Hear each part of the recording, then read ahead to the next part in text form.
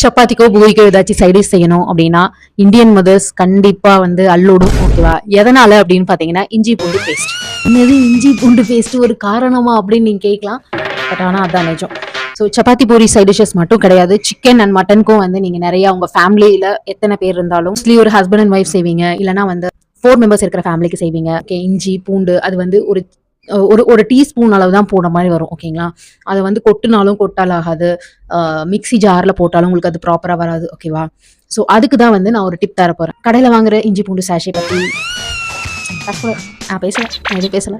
But இஞ்சி பூண்டு paste வந்து 1 மந்த்துக்கு தகுந்த மாதிரி எப்படி ஸ்டோர் பண்ணி வச்சுக்கலாம்னு சொல்லி நான் சொல்கிறேன். தேவையான இஞ்சி பூண்டு ஈக்குவல் அளவு எடுத்து வச்சுக்கோங்க. ஓகே, ஸோ உங்களுக்கு ஒரு கப்பை 400 கிராம்ஸ் இருந்தால் போதும்னு நினைக்கலாம். இல்லைங்க எனக்கு வந்து 700 கிராம்ஸ் வேணும் அப்படின்னு சொல்லி, ஸோ உங்களுக்கு தேவையான அளவு ஈக்குவல் அமௌண்ட் இஞ்சி பூண்டு எடுத்துட்டு மிக்ஸி ஜாரில் போட்டு அரைச்சி எடுத்துக்கோங்க. உப்பு ஆட் பண்ணிக்கோங்க. ஓகே, கல்லுப்பு மட்டும்தான் ஆட் பண்ணும். மோஸ்ட்லி வந்து கல்லுப்பு போடுறதுக்கு பாருங்க, ஏன்னா ஸ்டோரிங்க்கு வந்து அது நிறைய ஷெல்ஃப் லைஃப் வந்து கொடுக்கும். ஓகே, கொஞ்சமாக ஆயில் சேர்த்திக்கோங்க. குழம்பு வைக்கும்போது இஞ்சி பூண்டு பேஸ்ட் போட்டிங்கன்னா அதுக்கு தகுந்த மாதிரி நீங்கள் குழம்புல வந்து ஆல்டர் பண்ணிக்கோங்க. ஓகே, ஸோ இது ஒரு சூப்பரான ஒரு விஷயம். மறக்காமல் உங்கள் ஃப்ரெண்ட்ஸ் அண்ட் ஃபேமிலிக்கு ஷேர் பண்ணுங்கள்.